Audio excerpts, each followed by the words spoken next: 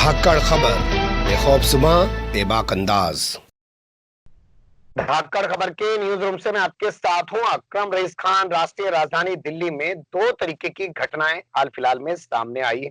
अल्पसंख्यकों से जुड़ी हुई दोनों घटनाएं, इसलिए मुझे लगता है कि अल्पसंख्यक आयोग के चेयरमैन डॉक्टर जफर इस्लाम खान साहब से बात करना ज्यादा बेहतर होगा। हाल फिलहाल की जो ताजा घटना है, जिस पर कल हमने शोएब इकबाल साहब से भी बात की थी, वो है किराड़ी के प्रेम नगर की। वहां दो पुलिस वाले जाते हैं, इमाम साहब को अड़काते हैं और कहते हैं कि अजान नहीं पढ़ोगे, एलजी का ऑर्डर है, अजान पढ़ने पर पाबंदी है। वहां कुछ महिलाएं उन पुलिस वालों से भिड़ जाती हैं। बड़ी हिम्मत की बात है कि मुस्लिम महिलाओं को जिन्हें बताया जाता है कि उनके मुंह से आवाज नहीं निकलती, वो पुलिस वालों से बात करने की हिम्मत करती है। इसके अलावा दूसरी घटना जो है, वो आपको पता है, सुल्तानपुरी के अंदर क्वारंटाइन सेंटर बना हुआ है, वहां दो लोगों की मौत हो चुकी है।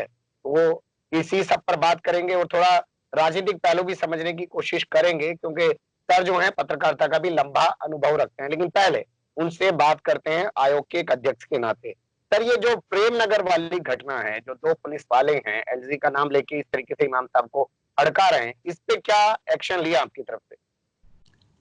नहीं, जैसे ही हमको मालूम हुआ 3 दिन पहले हमने फौरन लेफ्टिनेंट गवर्नर साहब को भी और जो यहाँ के चीफ मिनिस्टर हैं केजरीवाल साहब, दोनों को हमने उसी दिन ख़त लिखा कि ये बहुत ही गलत बात है ये। और चूँकि रमज़ान शुरू होने वाला है और सारी दुनिया में लोग अज़ान, मगरिब की अज़ान सुन करके ही रोज़ा तोड़ते हैं, यानी रोज़ा खोलते हैं, इसलिए ये बहुत ही गैर मुनासिब बात है और बहुत से लोगों को इससे तकलीफ़ होगी। उससे हर आदमी अपनी घड़ी नहीं देखता रहता है, ये अलार्म लगा नहीं बजा के रखेगा, तो इससे बिला वजह की परेशानी हो रही है और उससे सोशल डिस्टेंसिंग या इसमें कुछ भी नहीं आ रहा है। और बहुत सी मस्जिदों में अजान हो रही थी, फिर आखिर ये क्यों शुरू हुआ? और ये एक जगह शुरू नहीं हुआ, आपने करारी की बात सुनी, लेकिन इसके अलावा भी दूसरे इलाकों के अंदर जो है इस तरह के जो है पुलिस वाले गए और कहा कि जो है एलजी साहब का हुक्म है। उन लोगों ने कहा कि भाई एलजी साहब का हुक्म दिखाओ, उनका दिखाने की ज़रूरत नहीं, तुम आकर के थाने में देख लो। लेकिन ये बहुत ही जी। गलत बात है। ये समझता हूँ कि पुलिस में किसी ने किया है, मैं नहीं कह सकता किसने किया है, लेकिन किसी लेवल के ऊपर, वो ऊंचा ही लेवल होगा, ये हुआ है कि पुलिस जो अजानों को ही बंद करा दो, जबकि लोग बहुत ही पाबंदी कर रहे थे। हर मस्जिदों में ताला लगा हुआ है, हर मस्जिदों में इमाम और मस्जिद अंदर जो है अकेले जो है नमाज पढ़ लेते हैं, कहीं भी लोग नहीं जा रहे हैं। और ये पहले ऐलान हो गया था सारी तंजीमों की तरफ से, उसमें मैं भी शामिल था, और ऐलान हो गया था, अपील हो गई थी लोगों से कि भाई आप जो है जो भी पाबंदियां हैं उसकी पूरी तरह पाबंदी करें, और घर के अंदर भी अगर तरावी आप पढ़ें बहुत अच्छी बात है, लेकिन और लोगों को जमा ना करें वहाँ पे।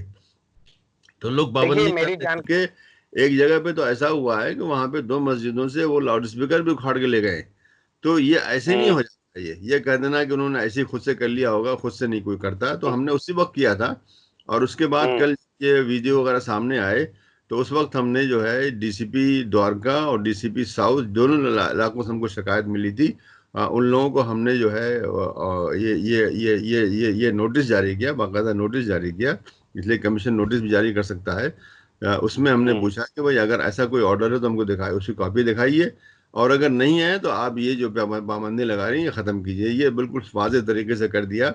और फिर जो है 24 घंटे से कम में ही जो है, ये परसों शाम की बात सा है, तो कल जो है दोपहर तक मामला साफ हो गया। पुलिस ने भी कह दिया ऐसी कोई पाबंदी नहीं है, सिसोदिया जी ने कह दिया ऐसी कोई पाबंदी नहीं है। और पुलिस का ये जो ट्वीट जो था, ये एलजी साहब ने भी अपने अपने ट्वीट अकाउंट पे डाल दिया, तो गोया ये मसला खत्म हुआ। क्योंकि मेरी जानकारी में सिर्फ एक मामला था, लेकिन आपकी जानकारी में बहुत सारे मामले हैं और सबके सब मामले पुलिस वालों के जरिए हैं। यानी कि जो सबसे निचले पायदान का पुलिस वाला है, सिपाही दरोगा, एएसआई, उसकी तरफ से किया जा रहा है। ये क्या सोचे समझे तरीके से पुलिस के अंदर भी कोई और नई पुलिस पैदा हो गई है जो अपने तरीके से करने की कोशिश कर रही है, या ये पुलिस वाले जानबूझ के खुद करने? क्या निकला रिपोर्ट में सर? नहीं नहीं, अभी तो रिपोर्ट नहीं आई है वहां से, अभी इसकी हम इंक्वायरी भी कराएंगे कहाँ से हुआ था। लेकिन ये बताइए कि कोई छोटा सा प्यादा जो बीट जो जो कांस्टेबल है, उसकी ये हिम्मत नहीं होती कि इतनी बड़ी बात करे और कहे साहब एलजी का हुक्म आया। ऐसी बात नहीं कर सकता वो तो, जब तक उसको ऊपर से हुक्म नहीं आया, कम से कम एसएचओ से हुक्म नहीं आया है, वो ये नहीं कर सकता। और चूंकि मुख्तलिफ इलाकों में हुआ, इसका मतलब एसएचओ से भी नहीं आया, बल्कि उसके भी ऊपर लेवल से आया। अब किससे भी आया, ये बहुत ही, जिसने भी किया ये बहुत ही बेवकूफ़ी का काम किया, गलत किया, और अपने इख्तियारात से बढ़ करके उन्होंने काम किया। क्या ये महज इत्तेफाक है कि ये तमाम चीजें रमजान शुरू होने से पहले, एक दो दिन पहले घटती हैं? क्या ये महज इत्तेफाक है, या सोचे समझे तरीके से पुलिस के अंदर जो कुछ कम्युनल अफसर हैं वो इस तरीके की कोई बवाल कराना चाहते हैं? क्या है इसके पीछे, आपको क्या लग रहा है इस स्टडी? नहीं, देखिए, पुलिस है और दूसरे महकमों के अंदर भी कुछ ऐसे अफसरान घुस गए हैं जिनकी सोच जो है साफ सुथरी नहीं है, सेकुलर नहीं है, बल्कि वो कम्युनल किस्म के लोग हैं। और वो तलाश करते रहते हैं कैसे मुसलमानों को तंग करो, मुसलमानों क्या बल्कि दूसरों को भी। वो कोई क्रिश्चियन को नहीं छोड़ते हैं, दलित को नहीं छोड़ते हैं, आदिवासी को नहीं छोड़ते हैं, मतलब जो भी गरीब आदमी है उसको तंग करो कैसे। तो ये इसी तरह के किसी अफसर ने इसके दिमाग में ये आया कि अरे बिला वजह की अजान क्यों हो रही है, इसको बंद करो। और उसने सोचा नहीं कि पूरा बवाल खड़ा हो जाएगा। डीसीपी को भी नोटिस जारी कर दिया। हाँ, इस सब लेकिन के क्या बाद आयोग को कोई कमेटी नहीं खुद बना लेनी चाहिए सर? जांच के लिए पता करना चाहिए, उन पुलिस वालों से भी बात करनी चाहिए जो गए थे वहां। आयोग को कोई कमेटी खुद नहीं बनानी चाहिए? नहीं नहीं, आयोग आयोग कमेटी बना सकता है, लेकिन हमारा जो तरीका है कि हम जो है एक अभी नोटिस जारी करेंगे पुलिस कमिश्नर को कि आप कमेटी बनाइए और उसकी रिपोर्ट हमको इतने दिनों में दीजिए। उनको टाइम दिया जाता है, 1 हफ्ता 2 हफ्ता टाइम दिया जाता है, उसके अंदर हमको रिपोर्ट कीजिए। वो हम करेंगे भी।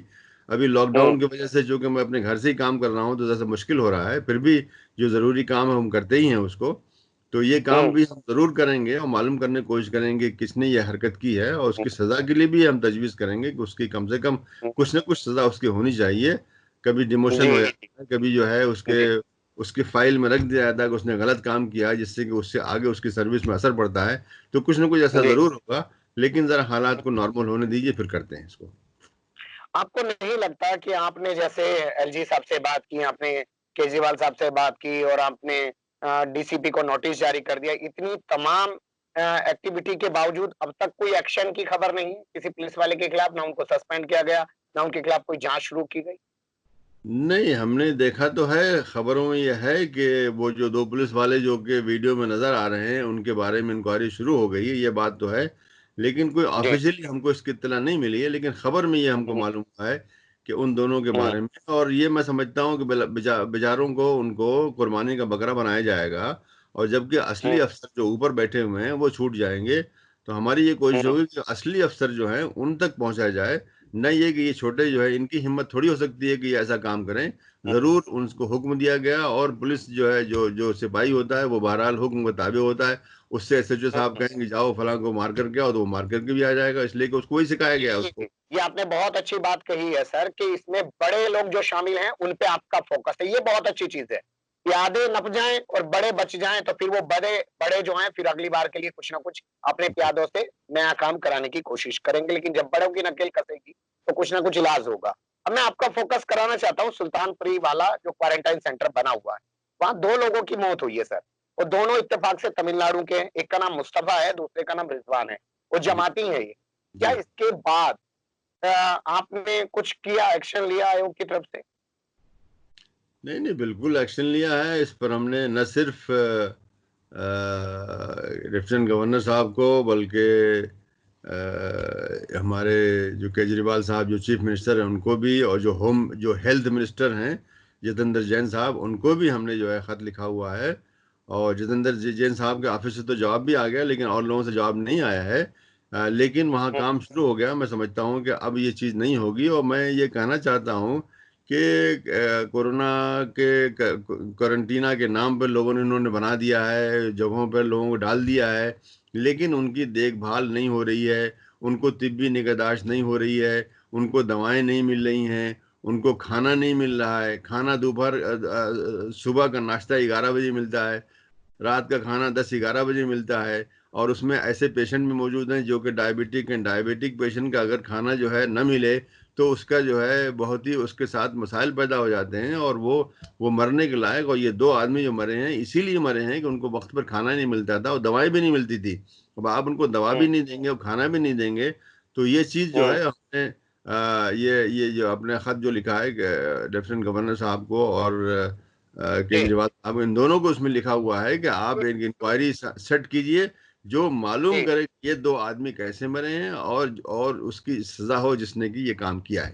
जी, जी, नहीं। क्या जहाँ पे अल्पसंख्यक समुदाय के लोग, खासकर मुस्लिम समुदाय के लोग क्वारंटाइन किए गए हैं, वहाँ पे ज़्यादा अव्यवस्थाएँ हैं क्वारंटीन सेंटर के अंदर, ऐसा कुछ आपके सामने आ रहा है?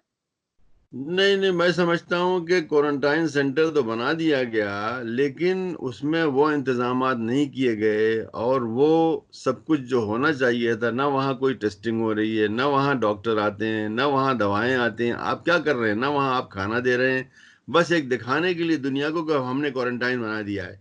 और ये मैं बहुत ही जिम्मेदारी से कह रहा हूँ कि वो सिर्फ इनकी बात नहीं हो रही है सुल्तानपुरी में और द्वारका में, और जो एक और जगह बनी हुई नरेला में, इसकी बात, बल्कि मैं समझता हूँ कि और जगहों पर भी जो मुझे इत्तला मिली है कि बस खाली नाम के लिए उन्होंने जो है लोगों को वहां ले जाकर के भीड़ की तरह जमा कर दिया कि चलो तुम 14 दिन के लिए, और बात को कहा कि 28 दिन के लिए तुम यहाँ पे रहोगे, और काम कुछ नहीं हो रहा है, दवा कुछ नहीं हो रही, टेस्टिंग कुछ भी नहीं हो रही है। तो ये भी एक जो है ना बहुत ही एक शर्मनाक बात हम्म है कि कैसे जो है हमने जो एक है दुनिया को दिखाने के जी लिए सब कर दिया, लेकिन अमलन कुछ भी नहीं हो रहा है।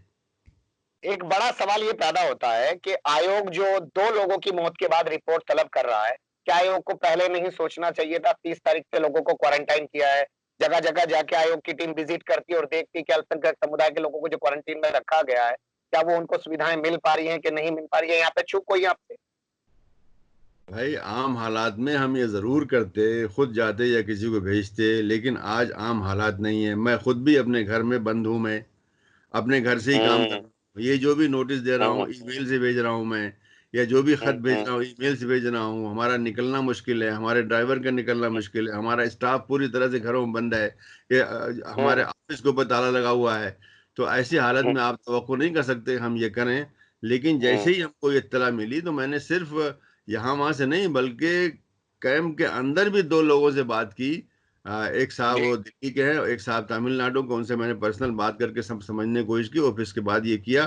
तो आम हालात हुँ। नहीं है, इसलिए आम हालात ना होने की वजह से ये ऐसा हुआ है, वरना हम इंशाल्लाह अगर हालात सीधे साधे होते तो ज़रूर कुछ और करते।